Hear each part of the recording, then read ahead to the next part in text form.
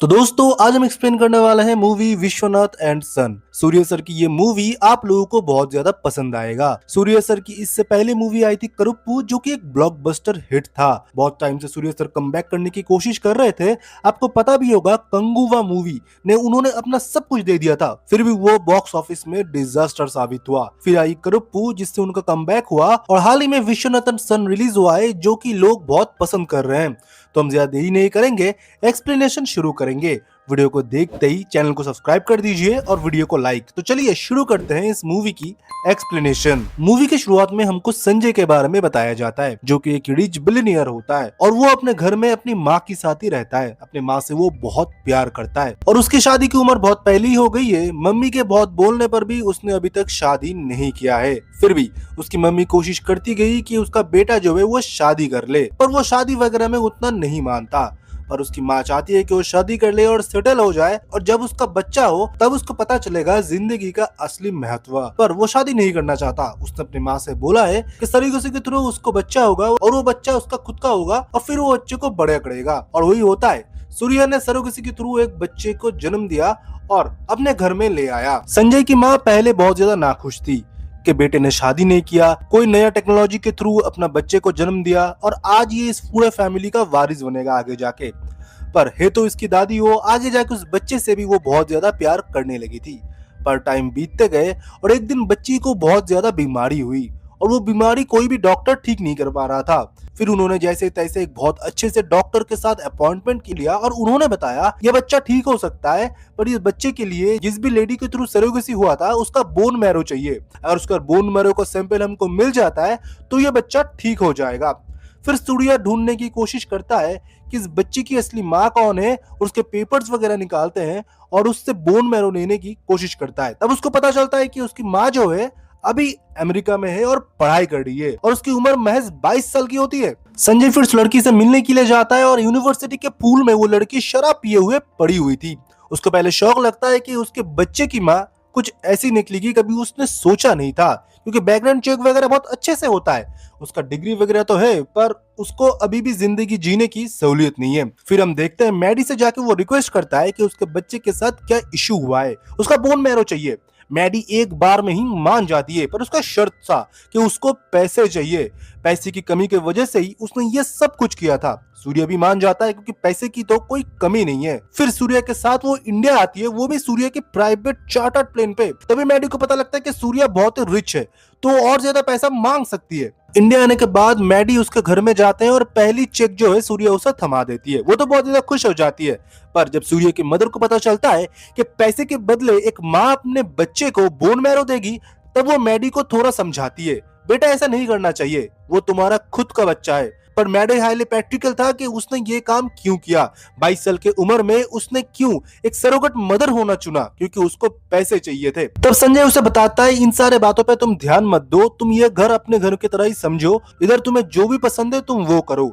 1 महीने में बच्चे का ऑपरेशन है, तब तक इधर तुम बहुत अच्छे से रहोगे, कोई भी तकलीफ तुमको नहीं होगा। फिर अगले दिन हम देखते हैं मैडी रात में सोई हुई होती है और वो बच्चा जोर जोर से नीचे रो रही थी। दादी बहुत संभालने की कोशिश करती है, पर वो बच्चा चुप ही नहीं हो रही थी। मैडी फिर नीचे आती है और दादी से पूछती है कि क्या हुआ है बच्चे को, और मानो वो बच्चा मैडी को देखते ही शांत हो जाता है। वही मानो मदर और बच्चे की जो बीच में जो एक खिंचाव होता है, दादी को भी ये बात समझ में आती है। फिर मैडी से वो पूछती है, बेटा क्या मजबूरी रह गई तुम्हारी कि 22 साल की उम्र में तुमको माँ बनना पड़ा, वो भी बिना शादी के, ये सब कुछ करके पैसा कमा रहे हो तुम।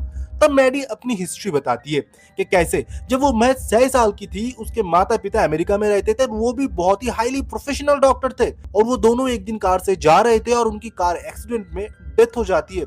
फिर मैडी को ऑर्फनेज में भर्ती कर दिया गया और मैडी उधर ही रहती थी। धीरे धीरे वो बड़ी हुई और अपनी खर्चा वो खुद ही उठाने लगी। वो अलग अलग खाने की जगह मॉल वगैरह में काम करती गई और खुद की जो है खर्च उठाती गई। मम्मी पापा चाहते थे कि वो डॉक्टर बने, इसलिए उसने डॉक्टर बनने के लिए सारे पैसे इकट्ठे करे। बाद में उसको बहुत पैसे की और जरूरत पड़ने लगी थी।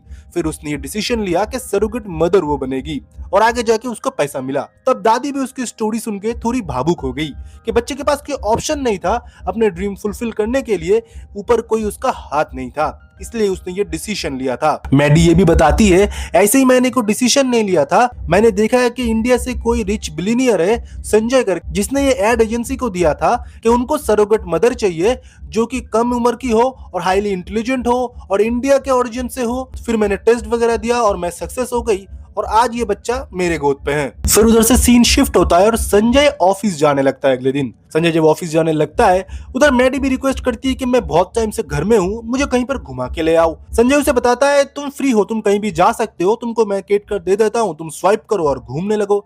तब वो बताती है, नहीं, मैं और बच्चे भी एक साथ घूमेंगे आपके साथ, तो बच्चे के लिए अच्छा इफेक्ट रहेगा। संजय बोलता है कि मेरे पास उतना टाइम नहीं है, मुझे मेरा ऑफिस बिजनेसेस भी देखना पड़ता है। तब वो बताती है, ठीक है, मैं आज आपके साथ ऑफिस में ही चला जाऊंगा और मेरे साथ बच्चा भी चला जाएगा, वो भी देखेगा कैसे उसका फादर काम करता है। और संजय मानो इस बात पे मान जाता है। संजय ऑफिस में टोटली डिफरेंट पर्सन था, वो किसी के साथ अच्छे से बात नहीं करता था, मानो थोड़ा गंभीर किस्म का एरोगेंट बॉस टाइप का लुक था उसका। पर मैडी उसका हर जगह मजाक उड़ाती है और बात बात पे उसे ये बताती है कि आप कभी हंसते नहीं, अपने एम्प्लॉय से बात नहीं करते, उनके साथ मस्ती नहीं मारते। तब संजय उसे कभी कभी थोड़ा डांट भी लगाता है, पर मैडी बीइंग मैडी वो तो हमेशा मस्ती करती रहती है। महज 22 साल की है वो लड़की। फिर हम देखते हैं कि संजय के ऑफिस में एक आदमी जो कि 30 साल तक इस कंपनी को सर्व किया है, मुत्तु कुमार, वो आता है संजय से बात करने के लिए किसी टॉपिक पे, पर वो मना कर देता है और बताता है मेरा एक इंपॉर्टेंट मीटिंग है, मुझे उधर जाना है। इस बात पे मैडी उसे समझाती है कि आपके ऑफिस में जिसने 30 साल दिया है वो बस आपसे 5 मिनट मिलने के लिए आया था, आपके पास इतना भी टाइम नहीं है। फिर संजय को थोड़ा गुस्सा आता है, एक तो मेरे ऑफिस प्रीमिसेस पे आके तुम मुझे ही समझा रहे हो कि मुझे किससे मिलना है किससे नहीं मिलना है, एम्प्लॉय के सामने मेरे मजाक उड़ा रहे हो, और मुत्तु कुमार से मुझे कितना बात करना है कब बात करना है वो मैं कर लूंगा, तुम ऑफिस आए हो घूमने के लिए, बच्चे के साथ जाओ घूमो, बट मुझे डिस्टर्ब मत करो। संजय फिर उधर से अपने केबिन में चला जाता है और उसका एक इंटरनेशनल मीटिंग था जो कि संजय के ऑफिस और एम्पायर के बारे में था और उसका एक इंटरव्यू काइंड ऑफ था। फिर हम देखते हैं इंटरव्यू के दौरान एक लड़का आता है जो कि इंटरव्यूअर के ऑफिस में काम करता है, उसका नाम वो अशोक बताता है और संजय से बातचीत करता है और आखिर में बताता है, सर आज मैं जिस भी मुकाम पे हूँ वो आपकी वजह से हूँ। संजय उसे पहचान नहीं पाता। फिर वो अपने आप का परिचय देता है कि वो मुत्तु कुमार का बेटा होता है जो कि आपके कंपनी में काम करता है, और आपके कंपनी में काम करते हुए मेरे पापा ने मुझे विदेश भेजा और मैं आज पढ़ाई करके इतने बड़े न्यूज कंपनी में काम कर रहा हूँ। फिर हम देखते हैं और उसके बेटे अशोक के सामने उनको शाबाशी देता है कि 30 साल से डेडिकेशन से हमारे कंपनी में आपके पापा ने काम किया है, एक दिन भी छुट्टी नहीं लिया और हमेशा रिस्पेक्ट से बात करते हैं और वो बहुत ही नेक आदमी है। फिर फोन रखने के बाद मुत्तु कुमार उसे बताता है कि सर मैंने कभी भी किसी के सामने हाथ नहीं फैलाया, पर मेरे बेटे के लिए मैंने हाथ फैलाया था आपके सामने, आपने मुझे पैसे उधार दिए थे, फिर उस उधार के पैसे से मैं मेरे बेटे को विदेश भेजा, वो पढ़ाई करके हर महीने सैलरी भेजता है और आज वो सैलरी के पैसे से मैं ये कर्ज चुकता करने के लिए आया हूँ। मैंने सर आपसे मदद मांगी थी, आपने सही समय पे मेरी मदद किया था और सर मैं वो पैसा आज वापस करने आया हूँ। संजय मुस्कुराकर बताता है, तुम्हारी ईमानदारी ने मेरे दिल जीत लिया है और मैं इस दिल से बहुत खुश हूँ कि तुम्हारा बेटा आज इतने बड़े कंपनी में जॉब करता है और मुझे ये पैसा वापस नहीं चाहिए, ये तुम्हारी डिग्निटी और इतने साल मेरे कंपनी में लॉयल्टी का मानो एक इनाम है। और ये देखने के बाद मैडी बहुत ज्यादा खुश होती है कि संजय एक ऑरा मेंटेन करता है ऑफिस में, जहां पर बाहर से वो ज्यादा सख्त है क्योंकि ऑफिस में करना भी होता है, नहीं तो एम्प्लॉय आपकी इज्जत नहीं करेंगे, और पर अंदर से उसका दिल बहुत ज्यादा नर्म है। फिर हम देखते हैं ऑफिस खत्म होने के बाद वो दोनों बाहर आते हैं। संजय उससे माफी मांगता है और ये बताता है, आज ऑफिस में तुमसे बहुत ज्यादा रूडली मैंने बातचीत किया था, इसके लिए मैं सॉरी हूँ, और चलो एक रेस्टोरेंट पे जाते हैं और खाना खाते हैं। खाना खाते वक्त हम देखते हैं मैडी को एक लड़का छेड़ता है और उस बात पे मानो संजय को बहुत ज्यादा गुस्सा आता है, उसके ऊपर वो हाथ छोड़ देता है और बहुत ज्यादा बवाल हो जाता है। और गाड़ी से फिर जब वो घर लौट रहे थे, मैडी उसे बताता है, गलती थोड़ी बहुत मेरी भी थी, उस लड़के की पूरी गलती नहीं थी। संजय फिर बताता है, अगर तुम्हारी गलती पूरी भी होती फिर भी मैं तुम्हारे साथ ही खड़ा होता, क्योंकि तुम आज मेरे साथ हो तो मेरा कर्तव्य है कि तुम्हारा ध्यान रखना, तुम कहीं भी कभी भी किसी भी सिचुएशन पे हो, तुमको हमेशा प्रोटेक्ट करना मेरा काम है। और ये बात सुनकर मानो मैडी को बहुत अच्छा लगा, वो मानो धीरे धीरे अट्रैक्ट होने लगी थी संजय के लिए। फिर हम देखते हैं धीरे धीरे समय बीतता गया और ऑपरेशन का भी टाइम हो जाता है कि मैडी का बोन मैरो लिया जाता है और बच्चे का जो है ऑपरेशन किया जाता है। ऑपरेशन सक्सेसफुल होता है और बच्चा धीरे धीरे मानो स्वस्थ होना शुरू हो जाता है। मैडी भी बहुत ज्यादा खुश थी, उसकी दादी और संजय भी। मैडी मानो बच्चे की और ज्यादा करीब आने लगी थी, उस बच्चे के साथ हमेशा टाइम बिताना, उसको सुलाना, उसको खिलाना, उसका डायपर वगैरह चेंज करना, और बच्चा भी मानो माँ को पाके बहुत ज्यादा खुश था। पर संजय उसे समझाता है कुछ टाइम बाद तुमको फिर से लौटना है अमेरिका और अपनी डिग्री वगैरह कंप्लीट करना है। इतने अटैचमेंट भी तुम मत रखो कि आगे जाके तुमको तकलीफ हो। मैडी मानो अब ये परिवार की हो चुकी थी। वो संजय की माँ को जाके सासू माँ पुकारती है और ये बोलती है कि मैं इधर ही रह जाना चाहती हूँ, आपके बेटे के साथ शादी करके हमारे बच्चे को बड़े करना चाहता हूँ। और ये बात सुन के मानो उसकी माँ बहुत ज्यादा खुश हो चुकी थी, पर उसके बेटे को कौन समझाए। ये बात जब संजय को बताया गया, संजय बिल्कुल नाखुश था। वो अपने माँ को बताता है, मैं अभी करीब 35-40 साल का हो चुका हूँ और ये लड़की 22 साल की है, मुझसे बहुत छोटी है। हमारा ना थिंकिंग मैच करेगा ना हमारा एज, आगे जाके बहुत प्रॉब्लम होगा। और ये लड़की अभी एजुकेशन भी खत्म नहीं किया है, तो एजुकेशन पहले वो खत्म करे। ये सब के बारे में मैं नहीं सोच रहा एकदम। संजय अपनी माँ की बात बिल्कुल भी नहीं मानता। वो अगले दिन उसको एयरपोर्ट छोड़ आता है और कोई भी अपने अटैचमेंट नहीं दिखाता। सिंपली बताता है तुमको जाना पड़ेगा, नहीं तो इधर प्रॉब्लम हो जाएगा, मैं अपने बच्चों को अच्छे से संभाल लूंगा। फिर अगले दिन जब न्यूज चलाता है, प्राइम टाइम पे ये न्यूज आता है कि संजय के घर के बाहर जो एक लड़की प्रदर्शन करके बैठी हुई है कि उसके बच्चे को संजय उससे मिलने नहीं दे रहा, और सारा सच्चाई बताता है कैसे वो सरोगेसी मदर है, बच्चे को क्या हुआ था वगैरह वगैरह। और ये मानो न्यूज चैनल में ये भी बताता है कि अगर मेरे बच्चे से मिलने नहीं दिया गया तो मैं कोर्ट में भी केस करूंगा। पर संजय भी इसके लिए बिल्कुल तैयार था, क्योंकि उसने पूरा डॉक्यूमेंटेशन प्रोसीजर करके सरोगेसी मदर के थ्रू बच्चे को अडॉप्ट किया था। कोर्ट में केस चला जाता है जब संजय मैडी से मिलने के लिए इनकार कर देता है। कोर्ट में जाने के बाद संजय बताता है जो भी लीगल डॉक्यूमेंटेशन हुआ था उसमें इसने सिग्नेचर किया था। मैडी बताता है जो भी लीगल डॉक्यूमेंटेशन हुआ था वो अमेरिका में हुआ था, वो इंडिया में नहीं होता, तो ये लॉ इंडिया में लागू नहीं होगा। उसके अलावा मैं संजय से, अपने बच्चे से और सासू माँ, पूरे परिवार से मैं बहुत प्यार करती हूँ, मैं इधर परिवार के साथ ही रहना चाहता हूँ। पर संजय इस बात में एकदम नाखुश था। वो कोर्ट को भी बताता है कि उसकी एजुकेशन खत्म नहीं हुआ, हमारा एज गैप बहुत ज्यादा है, उसको अपने पढ़ाई खत्म करके डॉक्टर बनना चाहिए। तब हम देखते हैं जज ये बताता है कि मैं तुम्हारे पूरा सिचुएशन को समझ चुका हूँ, आप लोगों के पास 1 महीने का बस टाइम है। इस बच्चे को अगर संजय आप अच्छे से पाल लेते हो, अच्छे से देखभाल कर लेते हो, तो बच्चा आपके पास रहेगा। अगर हम देखते हैं कि बच्चे को अच्छे से आप नहीं केयर कर रहे हो, तो बच्चे की कस्टडी जो है माँ मतलब मैडी के पास चला जाएगा। इसलिए हमारे डिपार्टमेंट से भी 2 लोग आपके घर में रहेंगे और ऊपर से मैडी भी रहेगी जो 24 घंटे आप लोगों के ऊपर नजर रखेगी, और हमारे कोर्ट के आदमी भी। तो इस बात पे भी संजय मान जाता है क्योंकि उसके पास कोई ऑप्शन नहीं था। मैडी संजय के घर में आ जाता है और टाइम टू टाइम कोर्ट के लोग भी आते हैं इधर प्रोसीजर वगैरह चेक करने के लिए। मैडी फिर नोटिस करता है कि संजय को ओसीडी है, मतलब संजय को हर चीज एकदम परफेक्ट होने की बीमारी है। मतलब टेबल में ये फ्लावर बस ऐसे नहीं ऐसे होना चाहिए, गैस वगैरह अच्छे से बंद किया है नहीं किया है, लाइट वगैरह बंद किया है नहीं किया है, बच्चे को अच्छे से हाइजीन वगैरह मेंटेन करवाना है, इसलिए ग्लव्स वगैरह पहन के वो डायपर वगैरह चेंज करता है, खाना खिलाने से पहले 2-3 बार हाथ धोता है। तो संजय की बीमारी बच्चे के ऊपर इफेक्ट ना फैले, इसके लिए भी मैडी और कोर्ट वाले भी कंसर्न थे। ये सब कुछ ठीक ठाक चल ही रहा था। संजय की माँ मानो मैडी को अपनी बहू मान चुकी थी।